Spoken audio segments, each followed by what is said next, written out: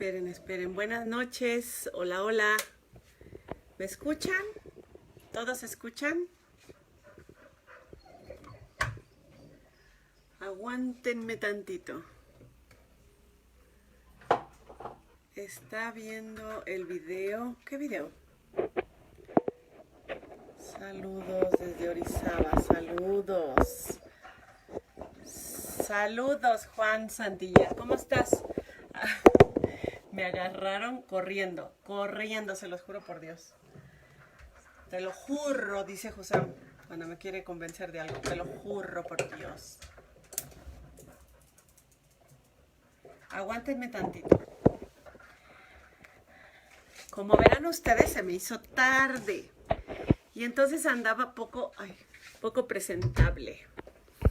Y dije, no puedo aparecer en las redes sociales en fachas. Y me subí a bañar corriendo. Max, Natanael, Rosario. Ahí van llegando. Sirve de que se van incorporando. Clara. Jessie. Diego Bruno. ¿Cómo han estado? ¿Cómo les ha ido? Hola.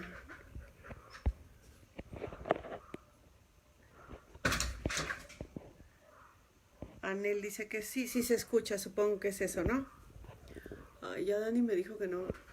Alexander, que no me ponga a leer mensajes, me dice. Solecito, el solecito desde Iztapalapa para el mundo. Saludos, maestra. Eriquiquis, Cuyita, me dice saludos. Hola, Cuyita. Aguántenme. Ahorita nos acomodamos y empezamos a hablar de derecho y todo lo que ustedes quieran. Pero yo quería prepararme mi café para tener una charla. Ya saben, los abogados de qué hablamos. De derecho penal. Y uno de los problemas que tiene nuestro gran, enorme sistema de justicia, tan bellísimo sistema de justicia, es que se volvió un escenario. Yo creo que si tuviera que definirlo de alguna manera, les diría que se volvió un escenario, pero no de los donde el rol principal no lo llevan las partes, víctima, imputado, ni siquiera los abogados, que ahora honrosamente les denominan los operadores jurídicos del sistema de justicia. Uy, se va a caer el teléfono ahí. Aguántenme un minuto, Desafortunadamente, pareciera que ahora el rol protagónico se lo están llevando ni más ni menos que quienes. Nuestros afamados jueces se llevan el rol protagónico. ¿Por qué? Porque ya el sistema de justicia no es el sistema de tipo acusatorio. El sistema de justicia es lo que cada juez ha entendido que el sistema de justicia es. Entonces, ¿cuál es el fenómeno? Que nosotros conocemos o no sabemos el sistema acusatorio de una determinada manera, porque así lo hemos visto en algún lugar, porque así nos lo han enseñado en alguna capacitación, y resulta que llegamos a una audiencia y la verdad es que parecemos, ya saben qué, porque resulta que no entendemos que el juez tiene un estilo muy particular de llevar su audiencia y cambiarnos el esquema, permitirnos o no permitirnos ciertas cuestiones que nosotros sabemos que el código sí permite, ¿no? Entonces ahí andamos deambulando como locos entre criterios y opiniones de los jueces. En alguna audiencia para un juez una cosa es una figura procesal, para otro juez esa misma cuestión no lo es, no existe. Entonces estamos, la verdad, sufriendo con el excesivo protagonismo de los de los jueces.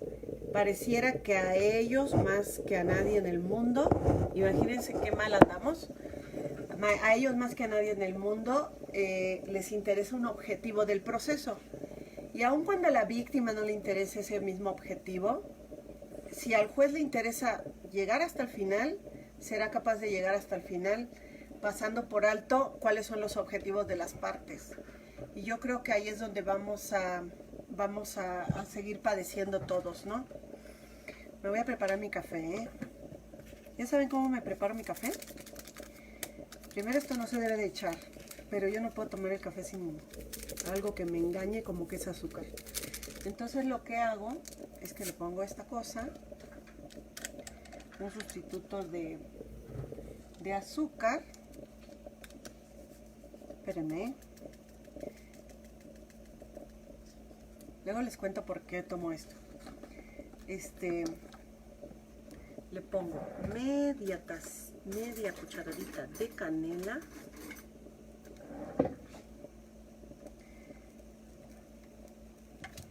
Y agarro esta cosa que se llama aceite de coco. Y le pongo una cucharada de aceite de coco a mi café.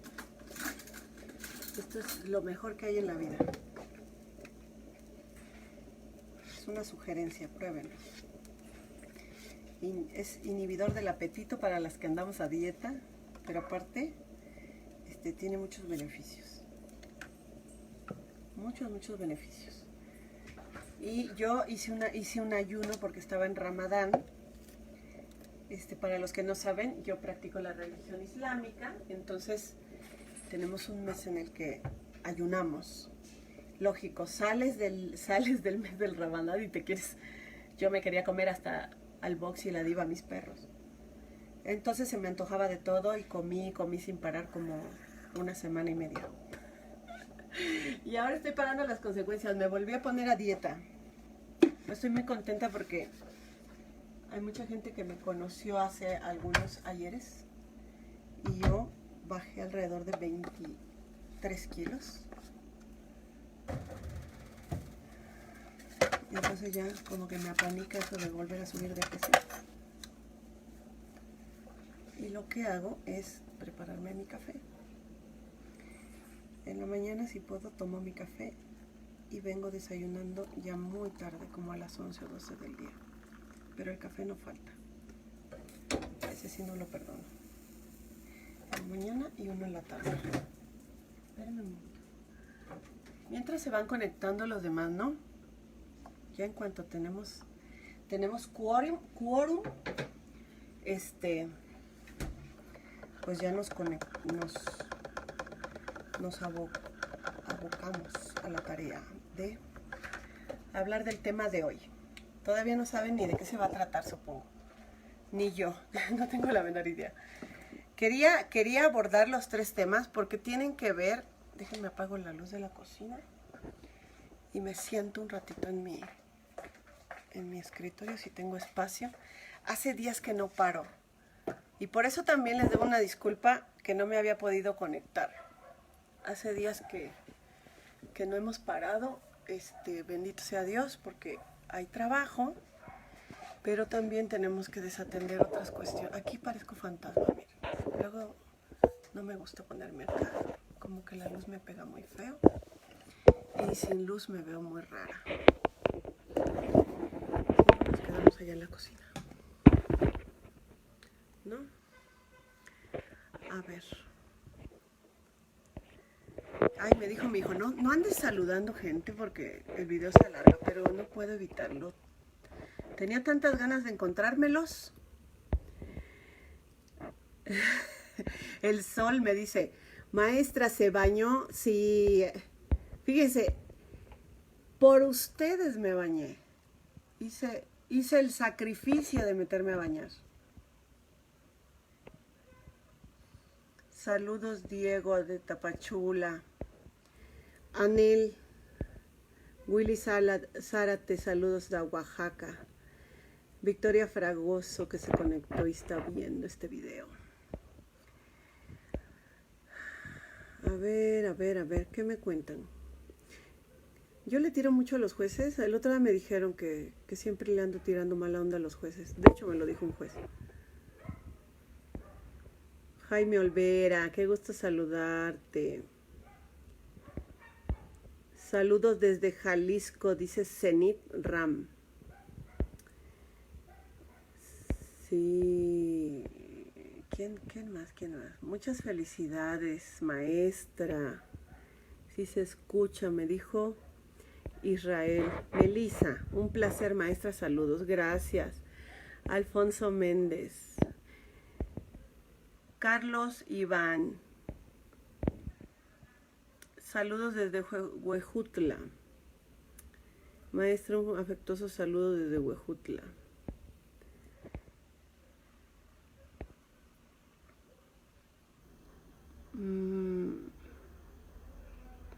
Aquí andamos, dice Juan. ¿Qué tal te fue en Toluca? Ya no nos pudimos ver. No, ya no. Ay, bueno. Sin palabras, amigo. ¿Cómo fue en Toluca con esa audiencia? Sin palabras. Bueno. Fíjense. Resulta que yo empecé hablando del criterio judicial, del protagonismo. Pareciera que el proceso lo hacen los jueces, ¿no? Yo siempre he insistido mucho que para muchos jueces, ellos creen que para cada necesidad hay un derecho, ¿no? Para una necesidad de seguridad, piensan que está el derecho penal. Para una necesidad de resolver la delincuencia, pues ahí está el derecho penal. Yo creo que es un error. Siempre lo he manifestado. Y les voy a decir por qué.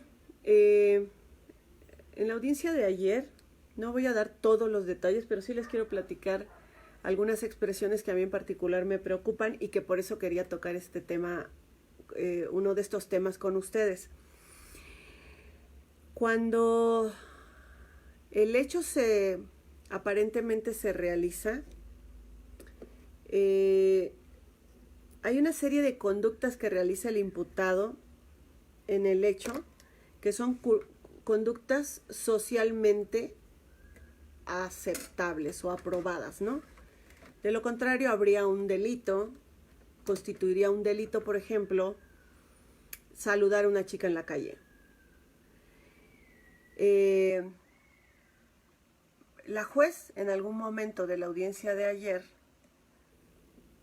en resumen les diré que hubo una vinculación a proceso, que yo no comparto, pero que respeto porque es la juez la que dio la última palabra, ¿no?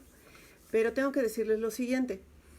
Hay un par de expresiones que a mí en lo personal me preocupan. La primera, una expresión en donde dijo, y voy a vincular porque tenemos que proteger a nuestras niñas. Tenemos que proteger a nuestras niñas de personas que quieren hacerles daño o pueden hacerles daño. Y entonces cuando dice que quiere proteger a las niñas de personas que pueden hacerle daño,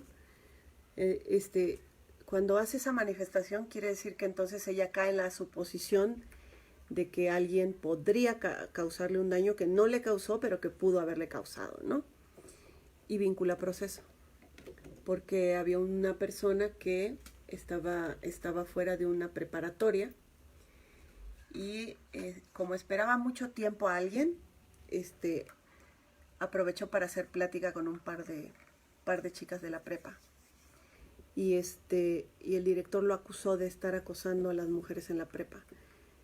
Y bueno, el asunto trascendió y creo que con mucha parcialidad la juez resuelve por vincularlo a proceso con esta frase. Necesitamos proteger a nuestras niñas de personas que pudieran causarles daño. Y cuando ella dice esa frase, vuelvo yo al punto. Entonces ella está pensando que para cada necesidad hay un derecho. Y yo creo que no, que para cada necesidad hay una política pública que debe de manifestarse. Pero no es el derecho penal el que se debe de manifestar cuando no tenemos un alto grado de probabilidad de que las cosas han ocurrido y menos que han ocurrido como relatan las supuestas víctimas, ¿no? Lo digo con mucho respeto, hay muchas víctimas de hechos lamentables. Estamos en una época en la que hay una reivindicación por los delitos que se cometen contra las mujeres, pero desafortunadamente creo que estamos cayendo, tratando de equilibrar la balanza, estamos desequilibrando del otro extremo, ¿no?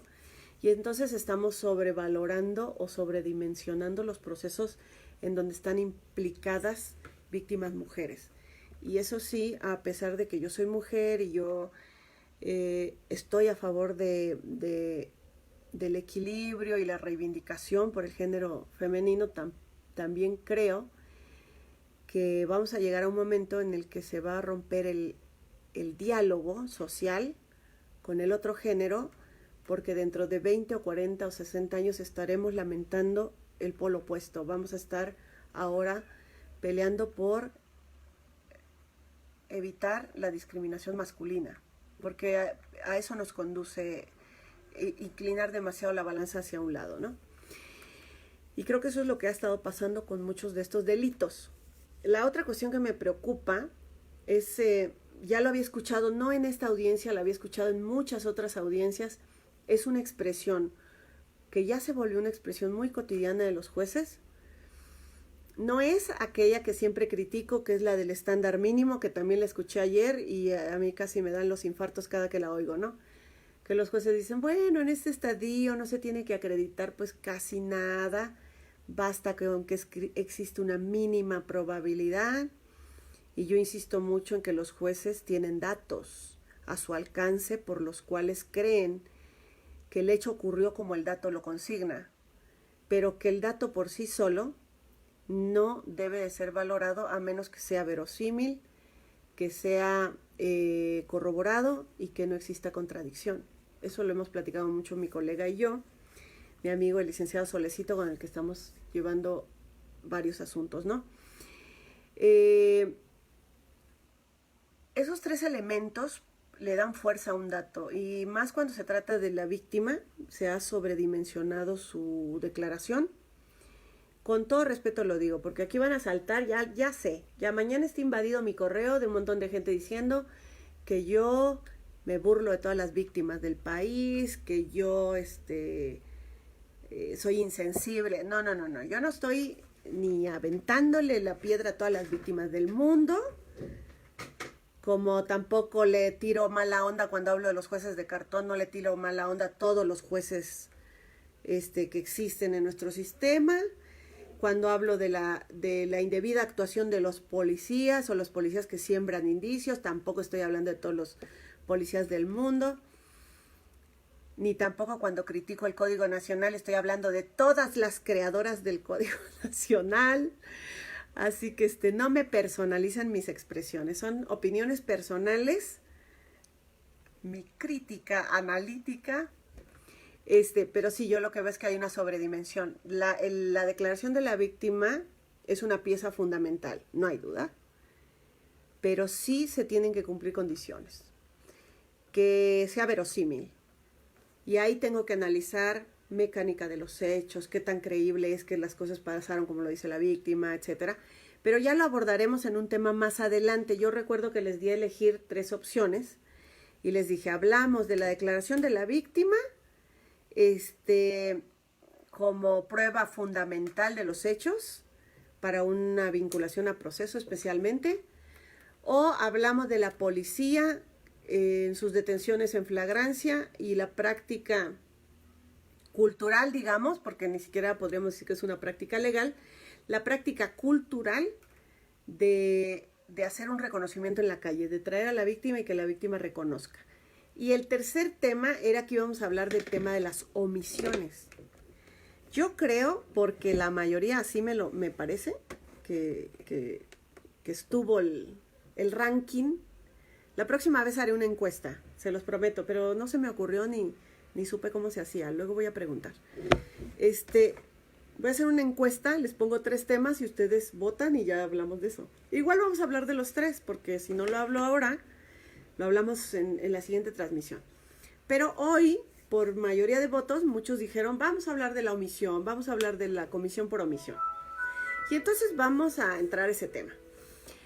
Primero vamos a establecer lo que sabiamente mi muy buen amigo Quintino enseña en todos sus cursos. Para entender los hechos que ocurren en el mundo material, en la vida cotidiana, tengo que considerar que el delito se compone de 4 elementos y entonces yo tengo que empezar a hacer el análisis del caso concreto con base en estos 4 elementos y que estos 4 elementos se desarrollan o se aparecen de manera sistemática, ¿no? Muy organizada. Por lo tanto, el primer elemento antes de estudiar a qué tipo penal corresponde un hecho, lo primero que tengo que hacer es la valoración de una conducta. Ese es el primer elemento. Primero es la conducta y luego es el tipo penal y la adecuación típica, ¿no? No puedo entrar a hacer una valoración normativa con relación a un tipo penal si previamente no hice el análisis de que si hubo la conducta o no la hubo. ¿A qué me refiero con valoración normativa? Que cuando yo analizo la conducta, analizo movimiento corporal o ausencia de movimiento corporal, ¿no? Pero no le asigno una valoración. El sujeto movió la mano, el sujeto jaló el gatillo, el sujeto asestó un golpe, el sujeto abrió la puerta, el sujeto tomó un objeto. Esos son movimientos corporales que se analizan en conducta. Pero en tipo penal ya se hace una valoración normativa. ¿Qué implica esto? Que ahora se trata de valorar normativamente lo que esa conducta significa. Y esa conducta tiene un significado. Ese significado no es el significado que le da el sujeto activo, el que realiza el movimiento corporal, sino que la valoración normativa implica que de acuerdo a los estándares legales, de acuerdo a lo que está establecido en mi Código Penal, yo le voy a asignar valor a ese movimiento y voy a determinar, este movimiento corresponde a este delito. ¿Ok? De tal suerte que primero analizo el movimiento y después analizo el tipo penal al que corresponde. Bien, este tema de la comisión por omisión o la omisión se analiza en el primero de los elementos, es decir, en la conducta. La conducta, para ser realizada, debe de tener por lo menos 2 requisitos. Algo que si se integra, me permite establecer que la conducta tiene control, ¿no? Yo le llamo control al hecho de que aquel movimiento corporal o la ausencia de movimiento corporal sean producto del conocimiento y sean producto de la voluntad. Conocimiento en cuanto a qué, conocimiento en cuanto a qué es ilícito, conocimiento a qué corresponde al tipo penal fulano, no. ¿Por qué? Porque si yo digo conocimiento en cuanto a qué es ilícito, ese no es el conocimiento que necesita una persona en conducta, en el elemento conducta. El conocimiento de lo ilícito es una conciencia de la antijuricidad, saber de la prohibición, y eso se analiza en otro momento. ¿Conocimiento que estoy realizando una conducta típica, un hecho típico? No, tampoco, porque ese conocimiento de que estoy desarrollando un hecho típico debe de ser un conocimiento que se analiza en el dolo. Entonces, ¿a qué conocimiento se refiere en el elemento conducta? A saber que yo estoy desplegando ese movimiento corporal o que estoy en ausencia de movimiento corporal o bien que estoy haciendo algo distinto al movimiento corporal que se esperaría que yo hiciera, ¿no? Por lo tanto, el conocimiento, vean que en dogmática, por lo menos ahora lo vimos, aparece en 3 momentos y no es el mismo conocer que se desarrolla en conducta, que se desarrolla en dolo o que se desarrolla en culpabilidad. El delito se compone de 4 elementos: conducta, tipo, antijuricidad y culpabilidad. Conocimiento de la conducta es conocimiento de que estoy desplegando el movimiento corporal. El conocimiento que me exige el dolo, que se encuentra dentro del tipo penal, es un conocimiento sobre si yo estoy desplegando el hecho típico. Y el conocimiento que me exigen en culpabilidad es que si yo podía saber que eso que estaba desarrollando era un delito o no lo era. Bien, analizando el primer elemento, conducta, entonces yo necesito a alguien que sepa que está realizando un movimiento corporal. Hay muchas personas que podrían no saber que están realizando un movimiento corporal y que a su vez carezcan de voluntad para ello, ¿no? Esto es el típico caso, por ejemplo, del sonambulismo, la inconsciencia, un desmayo, etc. Hay ocasiones en que tomo conocimiento de que estoy desplegando un movimiento corporal, pero no puedo controlarlo. Mi voluntad está condicionada. Ese sería el caso de alguien que sabe que en ese momento le está dando un ataque epiléptico y a lo mejor no pierde la conciencia, pero ve su cuerpo vibrando y alterado, y aun cuando está consciente y está observando el movimiento corporal, su voluntad no está ahí, ¿no? Porque precisamente está condicionada por esa falla orgánica o física que esta persona tiene. Las personas que padecen Parkinson son personas que no pueden controlar esos movimientos, aun cuando los aprecian, los pueden observar, ¿no? Por lo tanto, cuando hablamos de conducta, una conducta debe estar sujeta a un control. Debe tener conocimiento y debe tener voluntad. Bien, ahora, dogmáticamente la conducta se divide en acción y en omisión, ¿ok? Las conductas de acción implican movimiento corporal, que a la postre podríamos identificar como movimiento que me es exigido para un tipo penal. En cuanto a la omisión no solamente se determina como el dejar de hacer, es decir, el mantenerme estático, sino que también puede ser entendido como un hacer distinto a aquel al que yo podría estar obligado. Una cosa es no me muevo, cuando yo tengo deber de moverme para salvaguardar un bien jurídico, y otra muy distinta es me muevo, pero en sentido contrario a la misión que yo tengo encomendada. Entonces, en la omisión no solamente se sanciona la inactividad, sino que también podría haber casos en los que no se trate de una inactividad, sino se trate de un hacer distinto al obligado, ¿ok?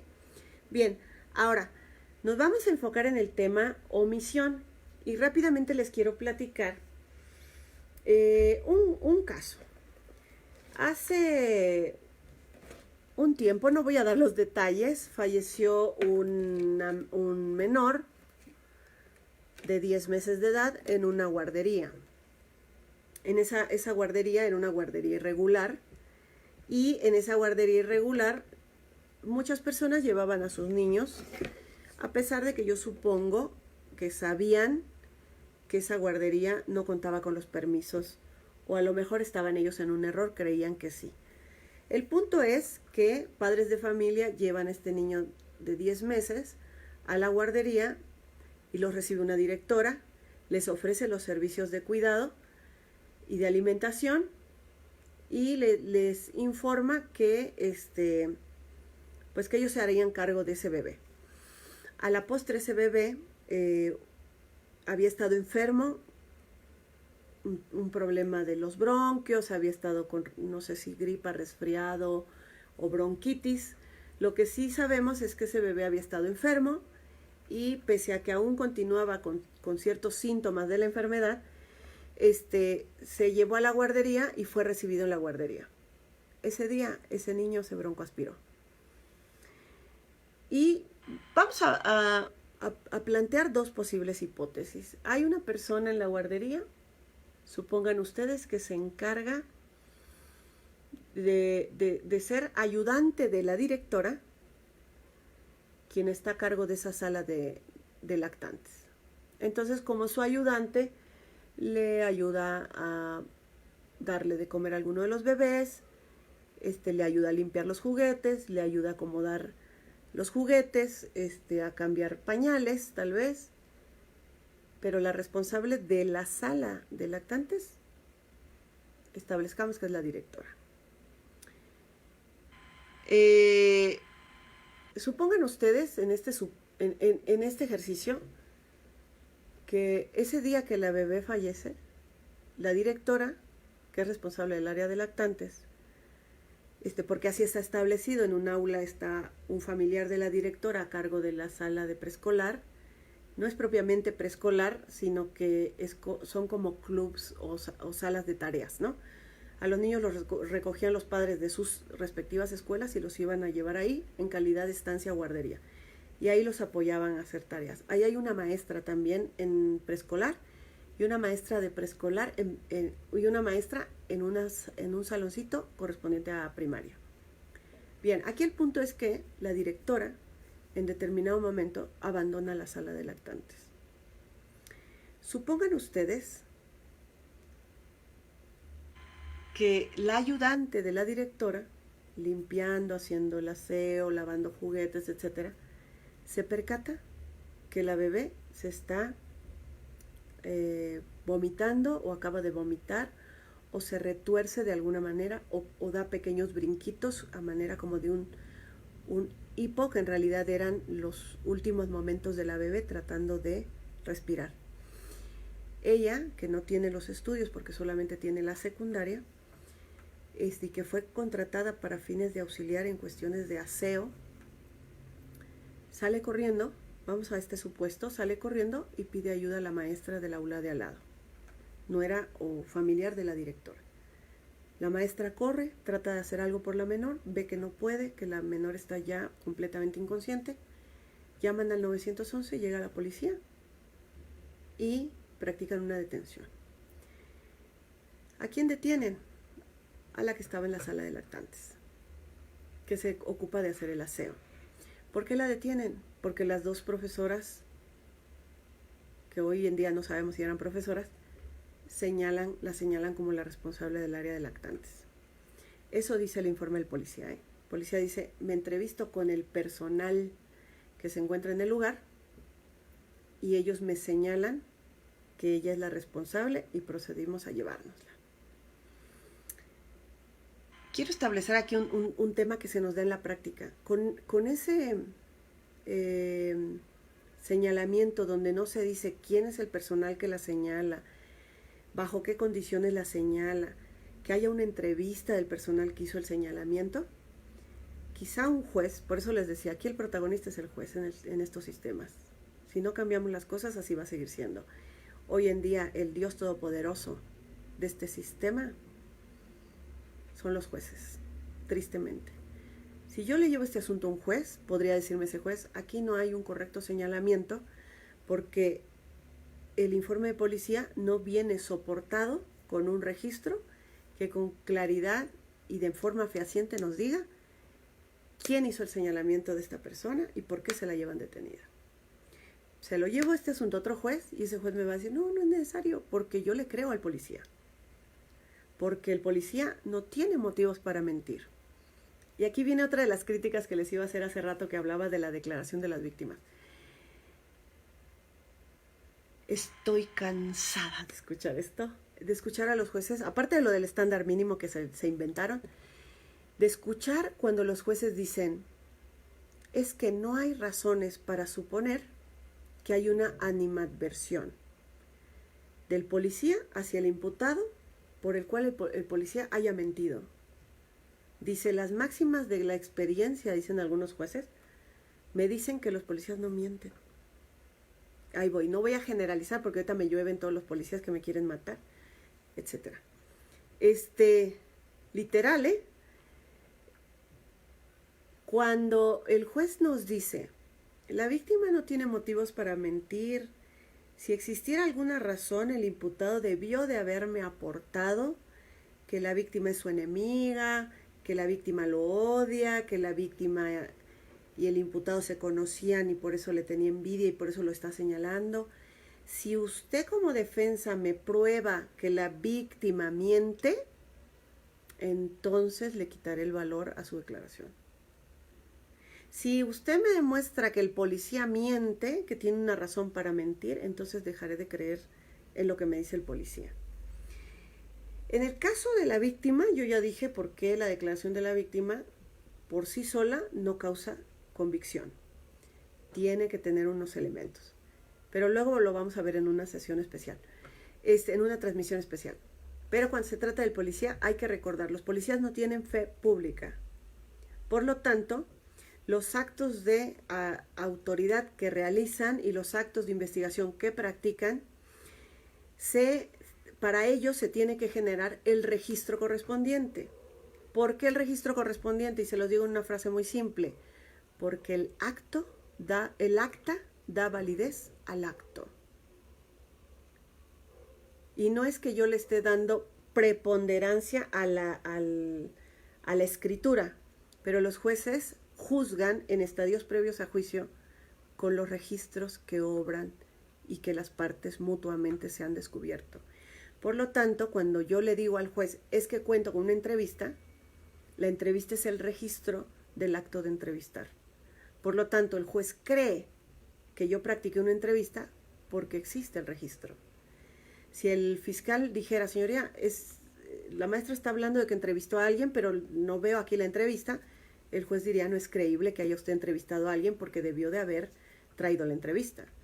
Si el policía asegura algo y no tiene un acta de aseguramiento, pues entonces dudaríamos de que hizo un aseguramiento. En fin. Entonces, si el policía dice que unas personas le señalaron, mínimo debería de haber registros de esas personas que fueron las que señalan con nombres y apellidos. Desafortunadamente no venía ni nombre ni el apellido y el juez dijo, no, pues es que no es necesario. Con que el policía diga que alguien se lo señaló y que por eso se lo llevaron detenido, con eso es más que suficiente, aunque no se sepa quién hizo el señalamiento. Y validó la detención. Bien, el punto aquí es que se hablaba de una omisión, ¿no? Supongan ustedes, porque no lo voy a plantear como un caso real, supongan ustedes que a esta chica le atribuyen un homicidio doloso en grado de coautoría, porque detienen a otra persona en el lugar, que es un muchacho que andaba por ahí, detienen a otra persona y dice que son coautores. Él porque dice que en el informe de la policía el muchacho dijo, yo soy el director de la escuela. Aunque se cuenta con la declaración de los papás de la menor que dicen, cuando fuimos a contratar los servicios, una mujer se presentó como que era la directora. En esa entrevista ellos no proporcionan el nombre de la directora, pero creo que ya hoy en día se sabe quién es. Bueno, el punto es el siguiente. En el tema omisión, el Código Penal nos dice que los delitos de resultado material, como es el de homicidio, será atribuible el resultado típico, eso lo dice el 16, el resultado típico producido a quien omita impedirlo, si éste tenía el deber jurídico de evitarlo. Si éste tenía el deber jurídico de evitarlo. ¿Ok? Y establece las siguientes fracciones. Dice, si es garante del bien jurídico, de acuerdo a las circunstancias podía evitarlo, y su inactividad es en su eficacia equivalente a la actividad prohibida en el tipo. Dicho de otro modo, ¿qué se exige para la omisión? Calidad de garante. ¿En qué consiste esa calidad de garante?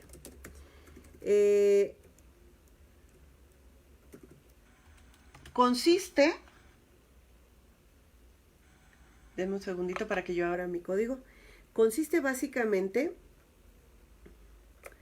en, si revisamos nosotros el artículo 16 del código, nos va a decir lo siguiente. Es garante del bien jurídico el que aceptó efectivamente su custodia.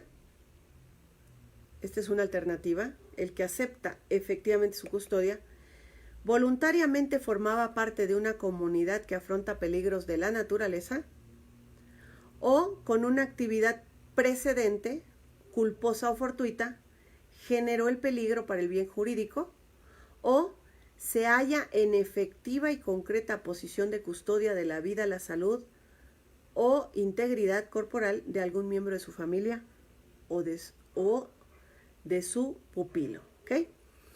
Bien, la calidad de garante, ¿qué significa? Aceptó efectivamente su custodia. ¿Qué se entiende por aceptar efectivamente la custodia? Anteriormente, cuando se hablaba de la calidad de garante, decíamos, es garante del bien jurídico el que por ley tiene el deber de evitar un resultado, como es el caso de los padres que deben de cuidar a los hijos. El otro día me preguntan, ¿qué pasaría si la mamá va mirando el celular? Hay un video por ahí donde una mamá da un brinco impresionante y alcanza a agarrar a la bebé que por poco se mata y la alcanza a agarrar de una patita. Bueno, ella va viendo el teléfono celular. Ella, por ley, tiene el deber de cuidar y procurar a sus hijos. Ahí con eso se las dejo resuelta. La ley es una fuente formal de la calidad de garante. El contrato es una fuente formal de la calidad de garante. Si yo me comprometo a salvaguardar tu bien jurídico y firmamos un contrato, cualquier cosa que pase con relación a ese bien jurídico, ante mi omisión yo soy responsable. Pero el código estableció la palabra a quien efectivamente haya aceptado la custodia. Y eso amplió las fuentes y ya no solamente se refiere a fuentes formales. Quiere decir que cualquier persona que de manera tácita o de manera expresa haya hecho un compromiso de vigilancia y de cuidado del bien jurídico del que estamos hablando. Así que no necesariamente debe existir un contrato, sino que se pueda acreditar o establecer, dependiendo del estadio procesal donde estamos discutiendo este punto, se puede acreditar o establecer que ella había asumido ese cuidado. Ahora, los papás podrían haber dicho, supongan ustedes que los papás hubiesen dicho, bueno, yo la hago responsable a la que cuida porque la directora me dijo que ella me la iba a cuidar. Pero no existe un dato, un registro, un antecedente que señale, por ejemplo, que después de haber hablado con la directora, los padres fueron a hablar con la chica detenida y le dijeron, oye, ¿tú te vas a hacer cargo de mi bebé? Ahí te la encargo, mira que cuídala de esta manera, mira que ella se roza mucho, no le gusta que le cambien la ropa de esta manera, es muy llorona, no le gusta comer arroz, no sé. Tú te pones en contacto con la persona que a ti te dicen que va a ser la maestra o cuidadora y en ese momento hablas con ella y te dice, no se preocupe, yo se la voy a cuidar. Si existe esa información donde ella asume ese compromiso, entonces hablaríamos de la existencia de una aceptación efectiva de custodia. Pero si la directora dijo, la va a cuidar la maestra Marisela, es imposible que a mí me quieran atribuir la omisión cuando no hay dato que establezca que yo haya aceptado efectivamente la custodia. Incluso si yo ocasionalmente o diariamente pasara por la escuela, pasara por el salón y la maestra me dijera, no seas malita, van llegando los papás de la niña, pásale la niña, y la tomo y se la doy, eso no implicaría, pienso yo, una aceptación efectiva de custodia, ¿no? Por lo tanto, se requiere para atribuir esa omisión en calidad de garante que haya alguien aceptado efectivamente su custodia, que en casos como este que estoy platicando no se dan precisamente por las razones que ya les dije. Que voluntariamente forme parte de una comunidad de riesgo es el segundo supuesto para tener la calidad de garante y eso implicaría estas personas, por ejemplo, que realizan actividades de excursión, de rapel, de irse a atravesar el cerro y esas cosas extrañas que todavía no entiendo por qué a la gente le gustan, y que en determinado momento algún bien jurídico se hubiese puesto en peligro, ¿no? Hay calidad de garante para aquel que forme una comunidad de riesgo. Y dice que con una actividad precedente culposa o fortuita genera el peligro para el bien jurídico. Este es el otro supuesto. Una actividad precedente culposa o fortuita genera el peligro para el bien jurídico.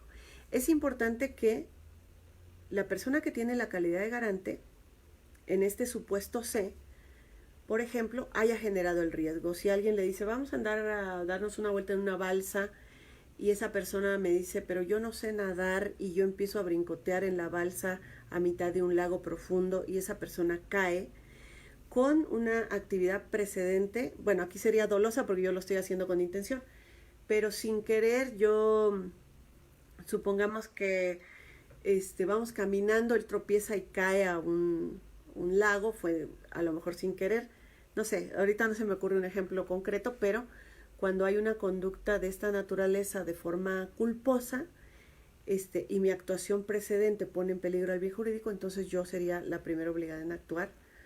O dice, la inciso D, se halla en una efectiva y concreta posición de custodia de la vida. Es para, por ejemplo, papás que tienen que proteger a los hijos, hermanos, o alguien que se encuentre, por ejemplo, ante la posibilidad de ejercer una legítima defensa y tienen ese deber de actuar, ¿no? Aquí igual se utiliza el término efectiva y concreta posición de custodia, ¿no? De igual manera, no se necesita que haya un contrato, sino que por una actuación precedente alguien se haya comprometido a la salvaguarda de un bien jurídico de algún miembro de su familia, ¿no? Bien, estas son las formas para la calidad de garante que me dice el Código Penal, pero hay un segundo elemento que creo que no se debe de pasar por alto. Aun cuando alguien haya asumido la calidad de garante, aun y cuando esa persona tuviera la calidad de garante, evidentemente no sería exigible, no le sería exigible a una persona el deber de actuar que aparece en la fracción segunda del 16, que su inactividad, que de acuerdo a las circunstancias que de acuerdo a las circunstancias podía evitarlo. Es decir, yo puedo tener la calidad de garante, ¿ok? Pero puede ser que dadas las circunstancias no pueda evitarlo.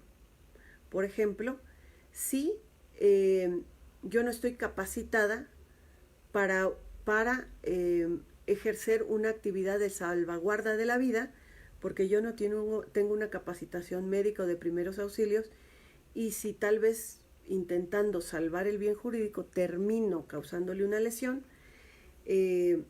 yo creo que ahí de forma concreta no se estaría ante la posibilidad de reacción, ¿no? ¿Qué es lo que nos dicen nuestros tribunales sobre esa segunda fracción? Fíjense que hay una tesis que yo les quería compartir. Es una tesis aislada, pero es el registro 169322.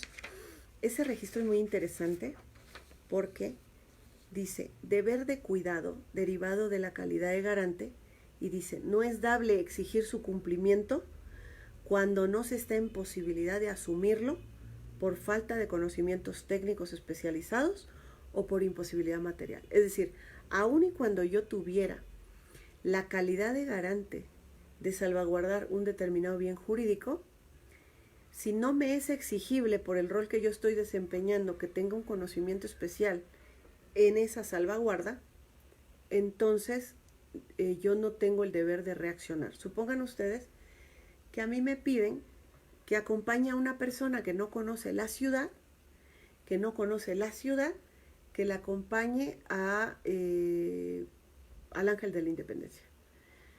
Yo asumo la custodia de esa persona y le digo, sí, cómo no, yo me encargo de que no se pierda, de llevarla y traerla con bien a casa. Y resulta que dada una situación en particular, la persona resulta en peligro de su vida o de su libertad o de su salud, etc. Si se tratara de una lesión y yo no tengo los conocimientos especializados, podría ser que al momento de yo reaccionar para tratar de salvaguardar el bien, pudiese producirle males mayores. Por lo tanto, esa fracción dice, de acuerdo a las circunstancias, podría evitarlo. Y esta tesis me dice que para que a mí me sea exigible el haber actuado, yo debo de tener cualquiera de estas dos cosas: conocimientos técnicos especializados o posibilidades materiales para actuar. Una es, supongan ustedes, que sufro una lesión y yo me quedo paralizada. Y yo no puedo ayudarlo, pero también hasta este momento no les he dicho si he tomado cursos de primeros auxilios, si soy enfermera, si soy doctor, si sé de heridas, etcétera, ¿no? Por otro lado, la imposibilidad material, ¿qué tal si viene un comando armado y lo secuestra? ¿Y si él lo intenta llevar? Y yo me comprometí a llevarlo y traerlo con bien a su casa. Pero ¿qué posibilidades materiales tendría yo si hasta este momento yo no me he acreditado como que soy policía, custodia, personal de seguridad, sé manejo de armas, sé defensa personal? Nada, absolutamente nada. Y materialmente me hallo imposibilitada porque, dadas las circunstancias, lo subieron a un vehículo con la mayor prontitud, eran 5 personas, yo no tenía posibilidades de perseguir el vehículo porque yo voy a pie, etcétera, etcétera, etcétera. Entonces, esta segunda condición se analiza en el rol conocimiento, rol posibilidad. ¿Qué significa rol conocimiento? De acuerdo al rol que está desempeñando en ese momento el garante del bien jurídico, analizar técnicamente qué sabe o qué conoce. ¿Por qué debería de haber evitado ese resultado? ¿Ok? Y finalmente, en la tercera fracción, que dice su inactividad es en su eficacia equivalente a la actividad prohibida en el tipo. El no hacer, el no actuar es tan grave como si yo, por ejemplo, en el caso de homicidio, el mantenerme inmóvil siendo el garante de un bien jurídico, si acepté efectivamente la custodia, si tengo los conocimientos técnicos y las posibilidades materiales y yo estoy viendo que se está muriendo la bebé y en lugar de hacer aquello a lo que estoy obligada, por ejemplo, le empiezo a tomar foto a una transmisión en directo, evidentemente mi inactividad es tan eficaz como la actividad prohibida en el tipo pena. Es decir, es tanto como si yo la hubiese privado de la vida. Ahora, en el caso concreto, en el ejemplo concreto que les estoy platicando, que no sé, por ahí se me ocurrió, ¿por qué el juez no vincula proceso? Porque de la entrevista dada por los padres se desprende, en este ejemplo que estoy dando, no es el caso, en la entrevista a los padres se desprende que ellos refieren que cuando contratan los servicios con la directora, la directora les dice que esta chica era la responsable del bebé. Ellos querían un responsable, obviamente. Ellos quieren a alguien que pague las consecuencias de este hecho. Pero, ¿dónde está la imprecisión? La imprecisión está en que esta chica no tenía ni siquiera 15 días de haber entrado a trabajar a ese lugar. Alguien le mencionó que se necesitaba personal de limpieza, de asistencia en el aseo y demás, y ella fue a pedir trabajo hacía 2 semanas. Como había muchos testigos, alrededor de 7 personas, que establecieron que ella acababa de entrar a trabajar ahí y que desempeñaba ese rol desde hacía 10 o 14 días, evidentemente esto confrontaba la declaración o la denuncia que hacían los padres de que ella le habían dicho que iba a ser la responsable, ¿no? Igualmente que si ella recogía o no a la bebé, pues tampoco era un dato que estaba corroborado.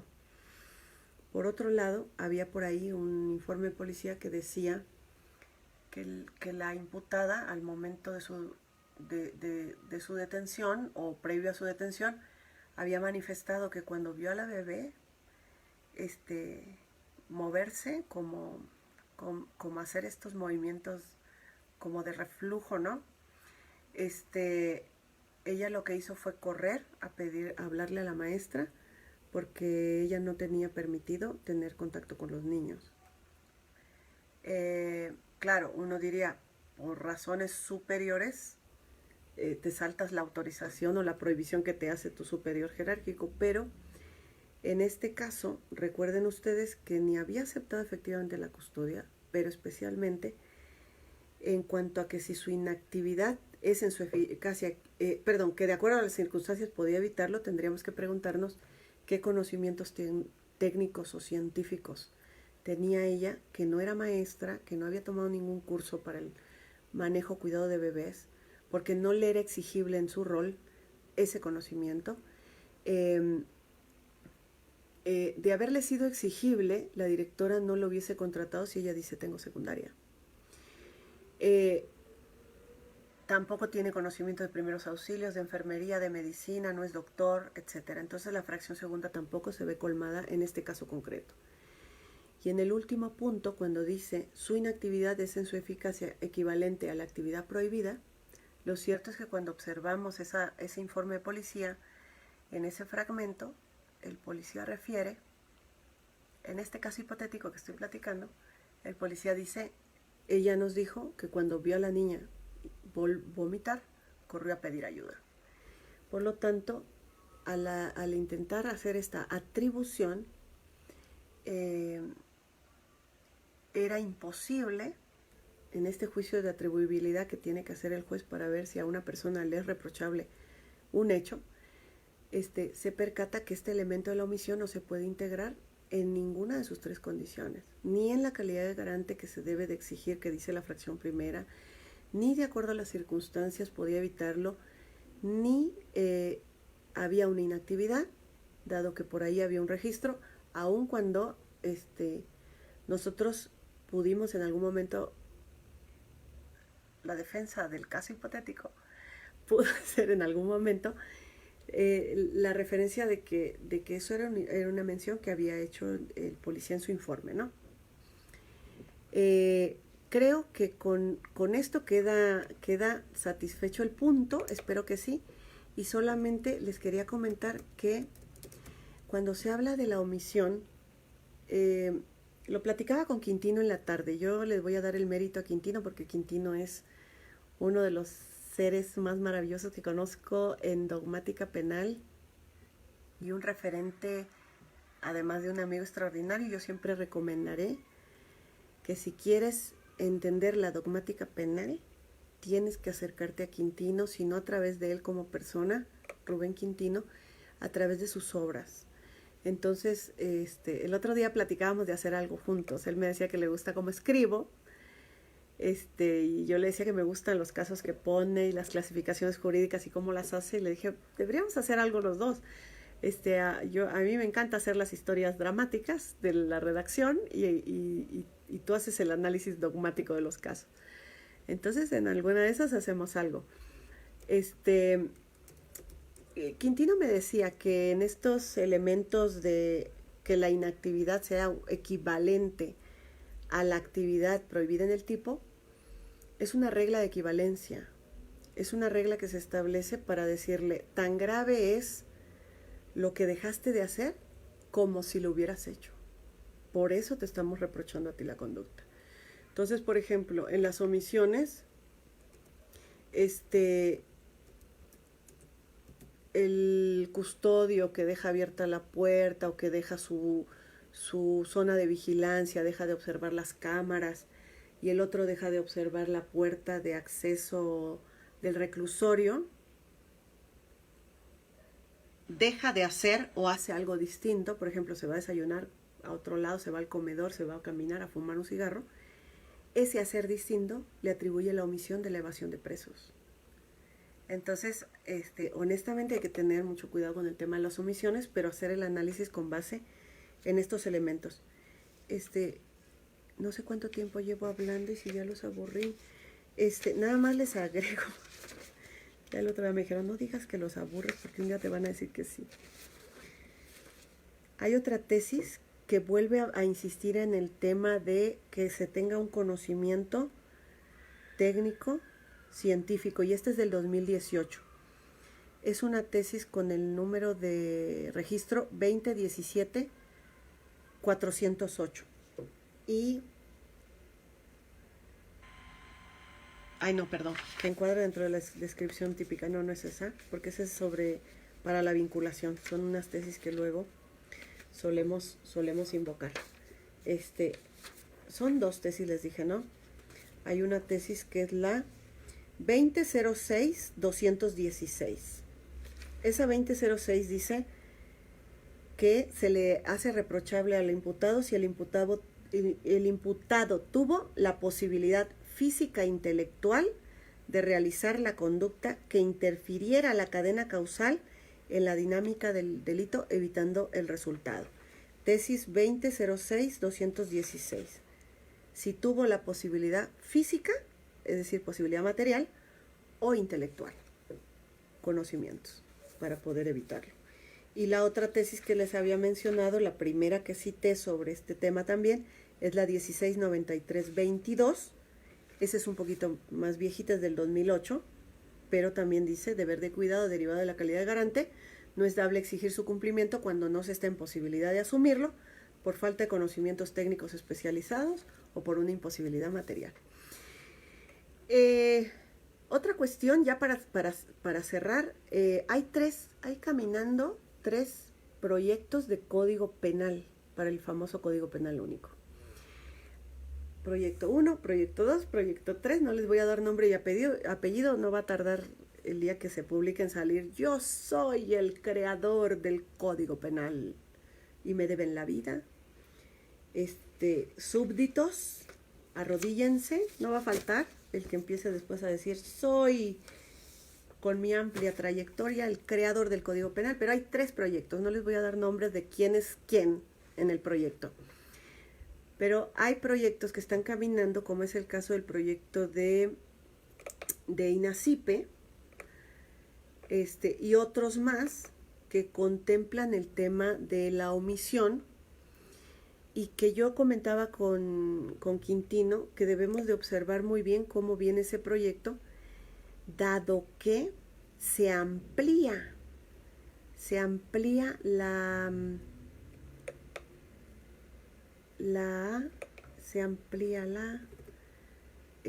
omisión en el Código Penal Único. ¿Por qué se amplían la omisión? Bueno, porque históricamente se pensó que para poderle hacer atribuible a una persona un hecho, debía de tener alguna calidad determinada, un deber de actuar, un actuar precedente que coloque a la persona en esa condición. Pero hoy en día, cuando hablamos de derecho penal, recordemos que hablamos de que vivimos en una comunidad de riesgos, y por eso el Código Penal sanciona riesgos, y el Código Procesal también se hace cargo de riesgos. Por eso tenemos prisiones preventivas y demás, porque siempre estamos viviendo en una comunidad de riesgos, ¿no? A su vez existe una cuestión que tiene que ver con un principio de solidaridad. En la omisión, ¿por qué le estamos atribuyendo a una persona su omisión? Precisamente por el principio de solidaridad. Hay 2 principios de los que se dice mucho en dogmática penal: principio de confianza y principio de solidaridad.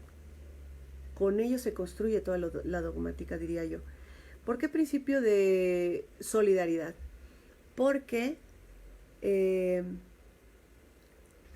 los bienes jurídicos están para ser cuidados. Si tú estabas cerca del bien jurídico, entonces estabas prácticamente en deber de procurarlo. Si no puedes procurarlo, prácticamente pide ayuda.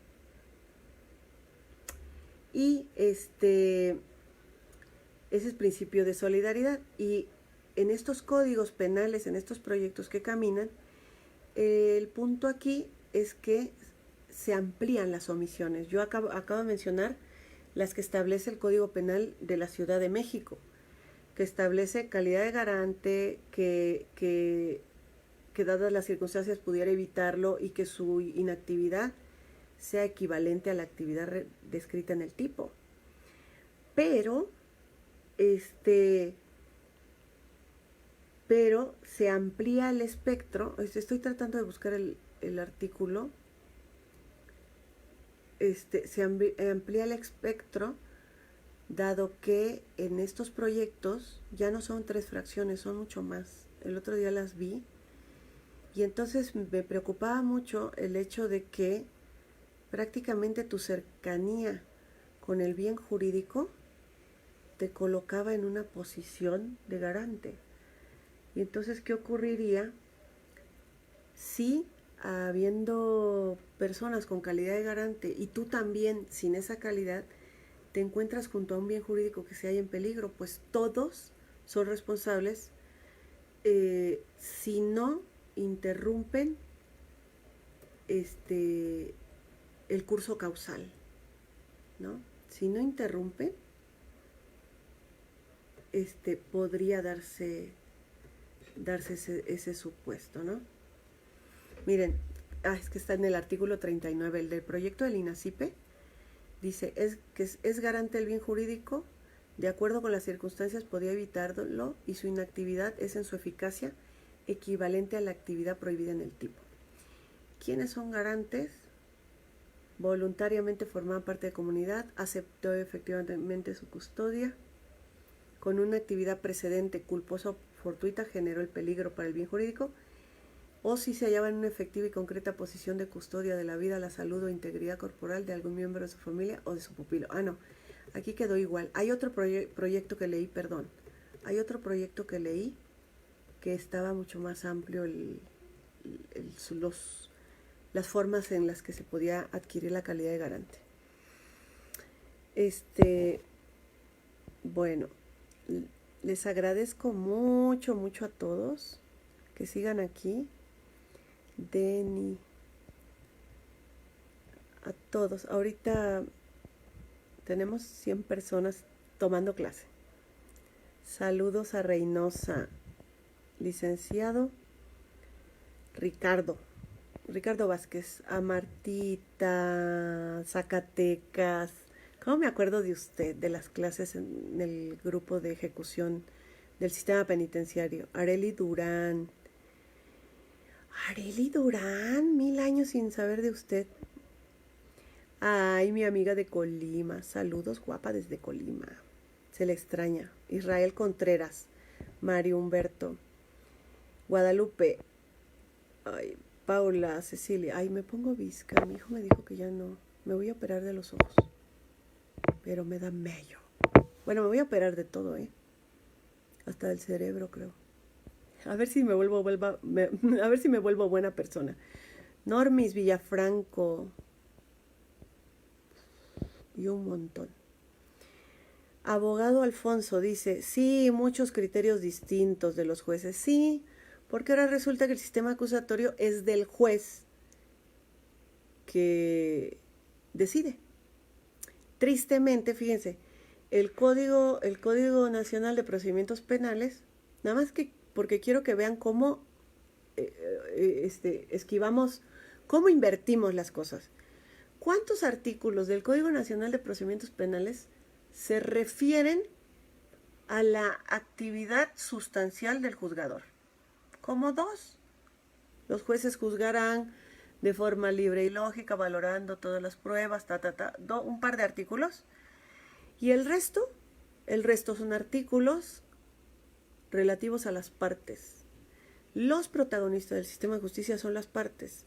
El juez no puede crear su sistema acusatorio particular. Ha habido jueces que en audiencias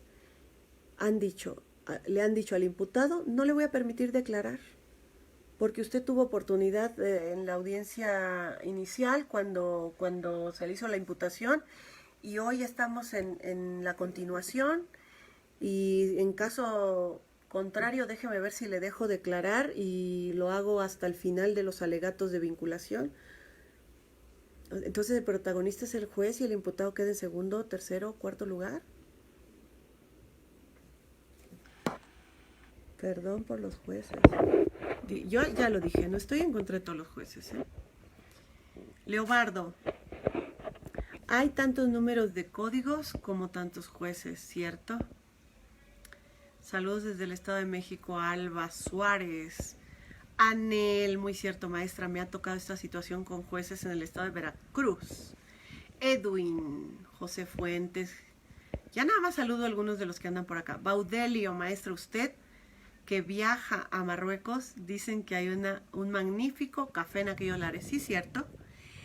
El café en Marruecos es un café súper chiquito. Cuando yo quiero un café americano, todo el mundo se ríe de mí, porque yo tomo una taza de este tamaño de café y ellos toman un café súper chiquito, súper intenso. Es muy, muy bueno. Hay otras cosas muy buenas. Ya le contaré. Croce de la Giuseppe, Areli, Hilda, ¿cómo estás? Saludos. Tenemos pendiente una plática con el tema de lo que hacen los policías y los controles. Gerardo Luna, Manuel Flores, Melissa, me ha tocado que tenía video y el juez estaba más preocupado de cómo incorporarlo sin ver el fondo del medio ofertado. Pierden de vista el propósito de proteger al inocente. Ellos quieren ser protagonistas y regañar gente. Totalmente de acuerdo. La mayoría está perdiendo el piso. Yo lo dije, ¿eh? O sea, esto yo creo que también es un tema de solidaridad, compañeros. Yo en las audiencias me he sentido como, porque no sé ni para dónde va el juez ni qué es lo que está esperando de mí. Se los juro. Y ustedes dirán, ay, la maestra muy que se sabe el sistema y que nos da unas grandes conferencias. Pero no es el punto. El punto es que surgió en esta última generación ese concepto del rol del juez señoría. Y ahí nos dan en el traste a todos. Porque lo que primero tuvimos que pensar es que no es una reforma del código, es un cambio de conciencia. Y si tú cambias el código, pero no cambias ese punto de conciencia, el juez se le olvida que está al servicio del Estado, que no es su juzgado, que no es su causa, que no es su imputado, que no es su verdad. Él muchas veces argumenta que lo hace por procurar justicia. Tampoco es su deber procurar justicia, su deber es hacer cumplir la ley.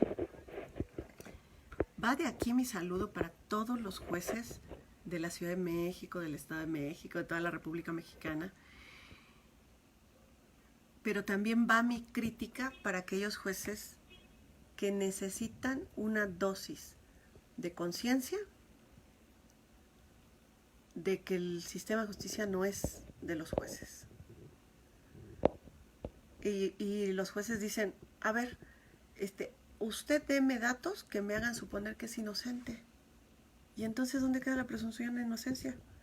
Usted deme datos para que yo le crea que no es cierto esto o lo otro. Entonces, ¿qué es lo que te está exigiendo? Te está pidiendo una reversión de la carga probatoria. Al contrario, usted identifique si hay datos suficientes para vincular a proceso, y si no los hay, no estamos diciendo que usted lo haya encontrado inocente, porque a usted no le toca juzgar, sino que hay serias dudas como para que usted lo sujete a un proceso. Los fiscales suelen decir un argumento que muchos jueces repiten. Esta es una audiencia. Cuando uno les cuestiona mucho los datos de prueba que llevan, dice, esta es una audiencia que no es para valorar los datos de prueba. Es una audiencia solamente es un permiso para continuar investigando. A ver, el permiso lo tienes, tú puedes seguir investigando como te dé la gana. Tú puedes seguir investigando. Por el contrario, por esa misma razón, investiga y luego vienes y pides tu vinculación a proceso. Pero los jueces dicen, en efecto, como este es un estadio donde no vamos a hacer una valoración de datos de prueba porque no me tienen que acreditar el hecho, aquí no se desahoga nada, vamos a vincular a proceso, pero eso no significa que él sea culpable. Pero perdón, le están aplicando prisión preventiva oficiosa a un montón de gente a manera de una pena anticipada porque no hay un criterio que establezca las razones por las cuales una persona debería estar en prisión preventiva. ¿La oficiosa qué es? Un catálogo. Ya que está dando la receta, que sea completa, por favor. Café. Café. Voy, Pili, estoy ocupada. Mi vecina. Café. ¿Te preparas un café? Yo tengo una maquinita de esas de las italianas para hacer el café. Porque lo hago muy... Yo personalmente tomo el café muy intenso. A mí el café intenso de los que venden en todos lados, Starbucks, a mí me sabe con agua, ¿no? Entonces yo tomo el café muy, muy intenso. Café, media cucharadita de canela en polvo, una cucharada, si puedes, una cucharada sopera de aceite de coco y un chorrito de crema para café, sustituto. Hay gente que le pone mantequilla porque es como tipo el café ketogénico, cetogénico, pero yo no soporto la mantequilla en el café, a mí me da. Entonces yo le pongo un poquito de leche clavel, el equivalente a 30, el equivalente a una copita de las que te dan en el Vips, en el Sanborns, el equivalente a una copita. Y yo me la tomo en la mañana y no me da hambre hasta las 12, 1 de la tarde. Entonces se supone que en el día yo estoy quemando lo que acumulo, y ya hago mi primer desayuno como a las 11 o 12 del día. Saludo maestra desde Guerrero, Croce, Rafael, Omar. Mi vecina está regando mi jardín, por eso vino a tocar. Maestra, una delicia escucharla. Gonzalo Cruz, muchas gracias por aportar sus experiencias. Bueno, esta experiencia es para hacerme solidaria con todos ustedes, porque también me va como en feria y salgo enojada y a veces salgo deprimida. También regreso, estoy segura que muchos de ustedes habrán llorado de impotencia. También me ha pasado. Ángel Saucedo, saludos. Carla, Paola, Mario, Campeche. Edith Carolina. Carla, buenas noches, maestra de Chilpancingo, mi amiga. ¿Cuántos años que no te veo desde aquel curso en la policía? Angélica López, buenas noches desde Tampico. José, saludos maestra desde Ayala, Morelos. Qué gusto verla. Buenas noches maestra, un gusto escucharla. Roberto Reynoso, espero que se haya comprendido el tema.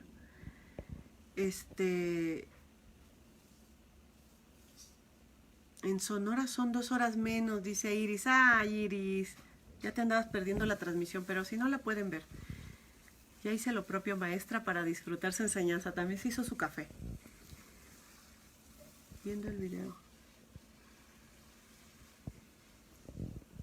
Saludos maestra desde Veracruz. Saludos desde Salamanca. Saludos maestra, un gusto escuchar sus comentarios. Un gusto verla de nuevo transmitiendo. Bueno, ya está de regreso, no nos abandone. Saludos desde Tuxpan, Veracruz. Este fin de semana tengo curso en INACIPE.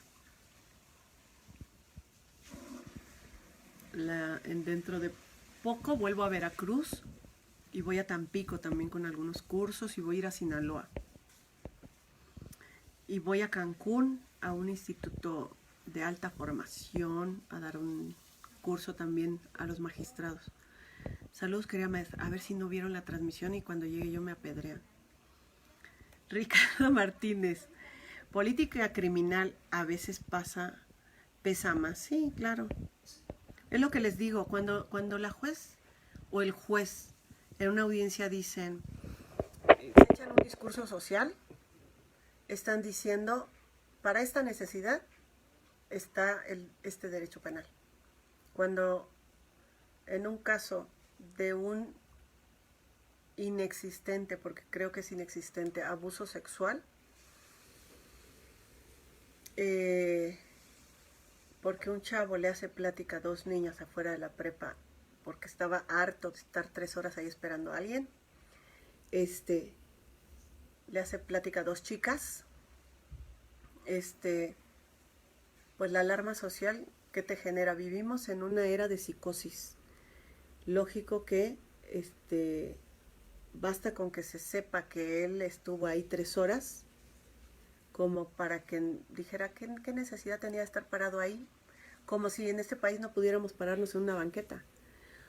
Y cuando dice, por eso tenemos que hacer esto, porque tenemos necesidad de proteger a nuestras niñas, pues ella no es prevención del delito, ella no es seguridad pública. Entonces, están tomando la ley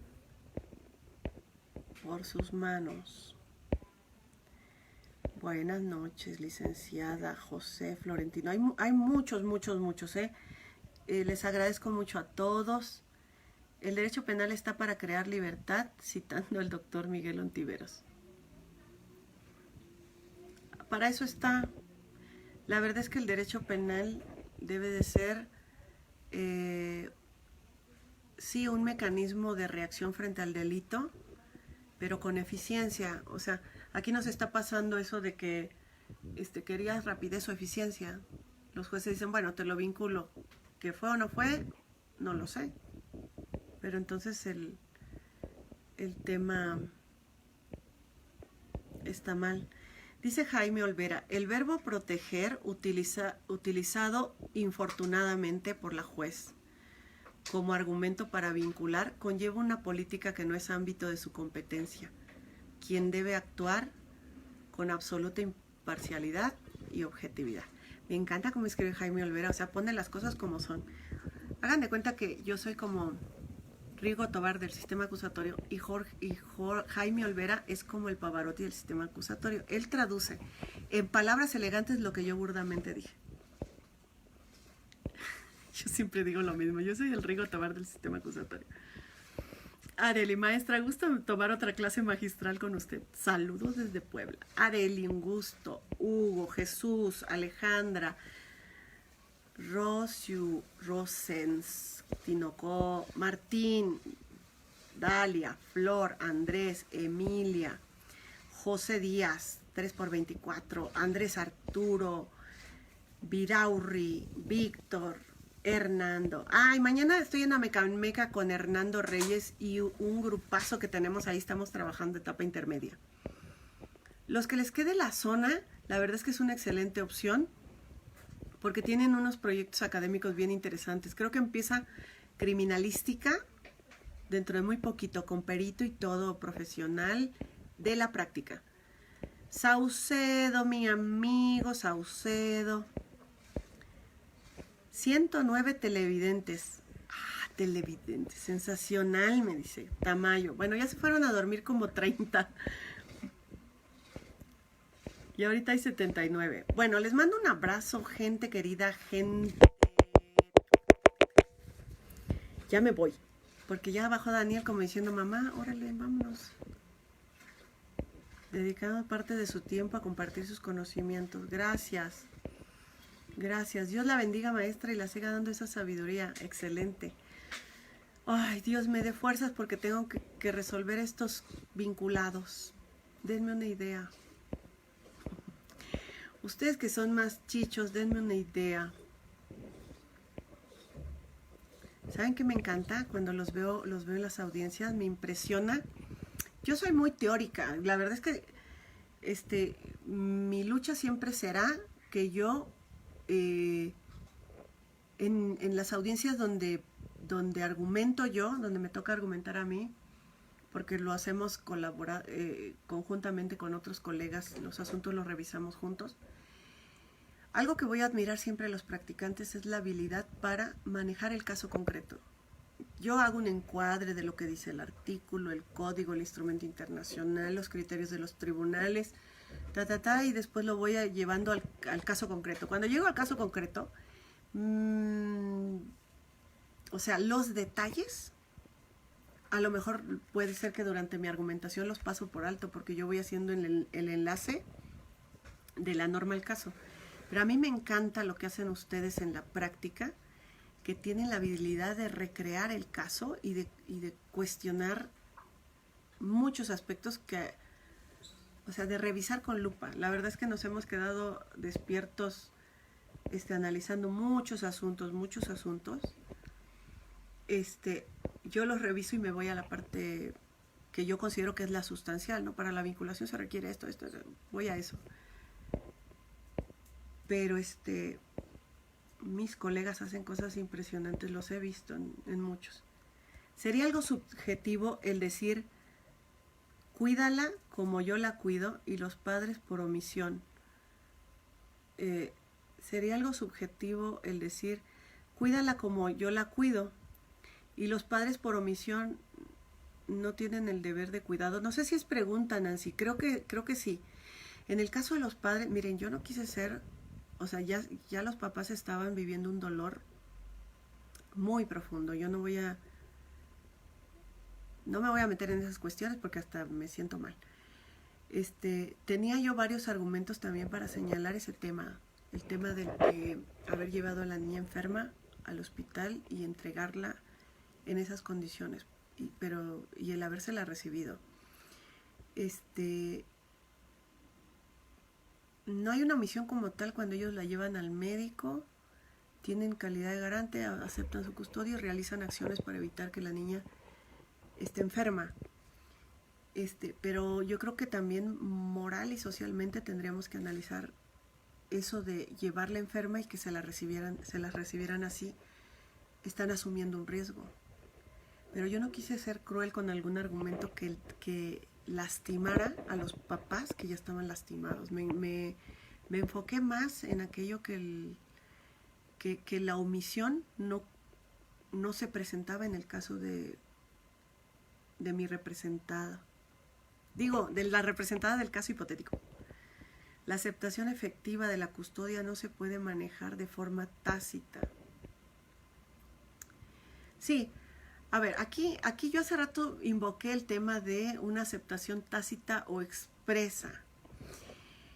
Me refería, por ejemplo, a que de manera expresa a través de una fuente formal, como puede ser un contrato, y de manera tácita una aceptación que no implique una fuente formal, sino una fuente material, como, ahí te la encargo, me la cuidas, y la otra persona dice que sí, yo te la cuido, no te preocupes, no le va a pasar nada, etcétera, ¿no? Cuando alguien acepta, por eso se cambió el término, en la omisión dice, quien acepte efectivamente la custodia. Efectivamente como sinónimo de aceptación material de la custodia y no aceptación jurídico-legal o aceptación formal, porque si no, entonces tendríamos que buscar qué ley dice o qué contrato lo dijo, y mucha gente no tiene contratos. El personal doméstico, que a veces lo dejamos a cargo de nuestros hijos. Yo tuve una etapa de mi vida en que tuve que apoyarme en alguien que recogía a mi hija de la guardería cuando yo era MP, a mi hijo de la guardería, y se quedaba con él en la tarde. Pues no teníamos un contrato. Dice Tere Aguilar, va a ser una forma culposa, no dolosa, desde luego. Eso también lo hicimos en el caso hipotético, se supone que nadie pone una guardería para matar niños, ¿no?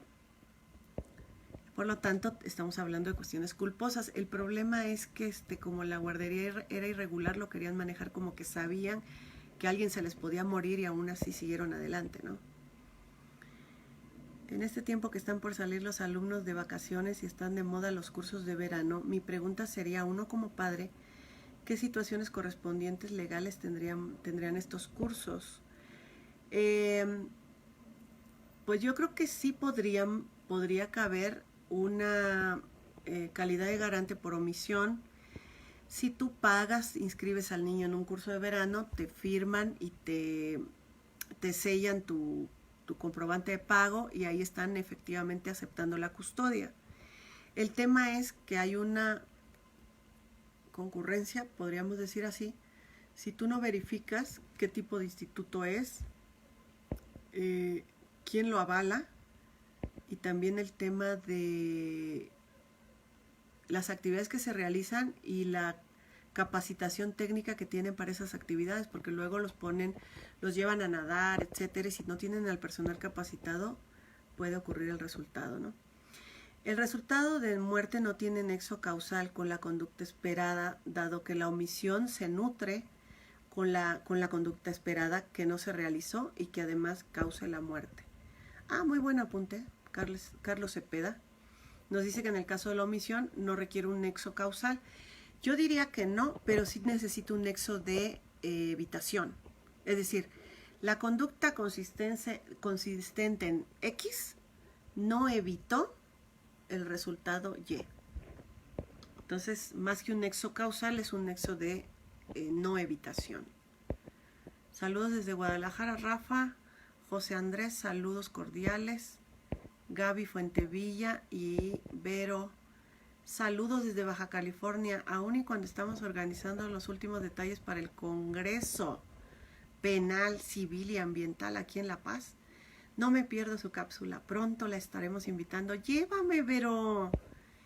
¿Qué hace falta para que yo vaya? ¿Cuánto puede costar un boleto a La Paz? Casi tuviera yo mucho billete. Liliana, saludos de Chiapas. Francisco.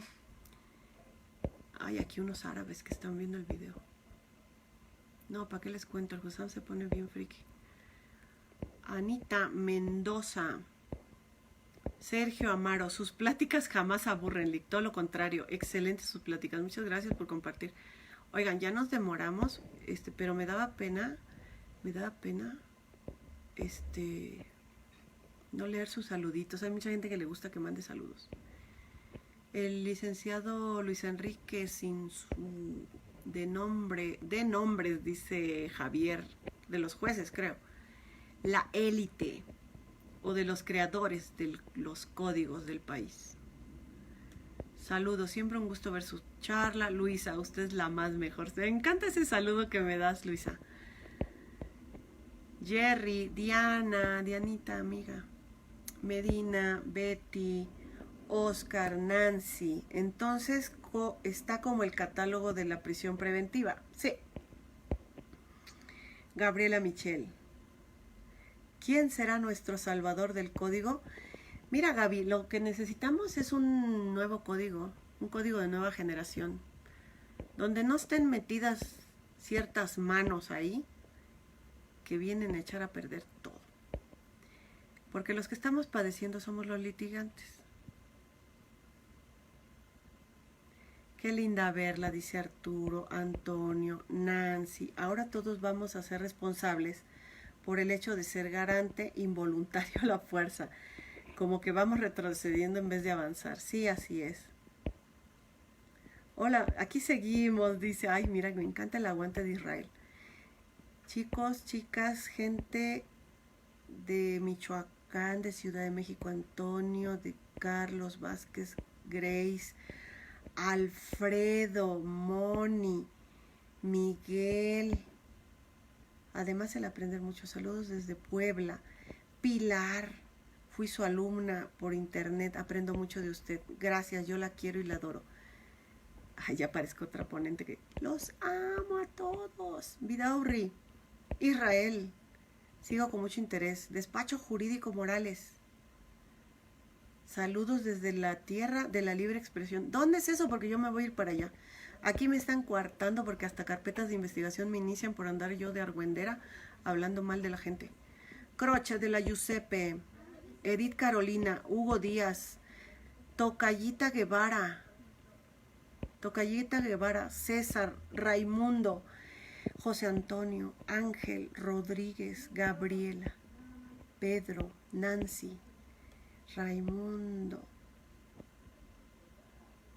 Bueno, en la siguiente transmisión agotamos el tema 2 y el tema 3 que no se agotaron el día de hoy. ¿Les parece? Denme chance, podríamos hacerlo... Ay, no les prometo, pero podríamos hacerlo el fin de semana, el domingo o el sábado en la noche o directamente el lunes. Yo les aviso como el día de hoy, desde la mañana les estoy diciendo, nos vemos a la noche, transmisión, para que estén al pendiente, ¿sale?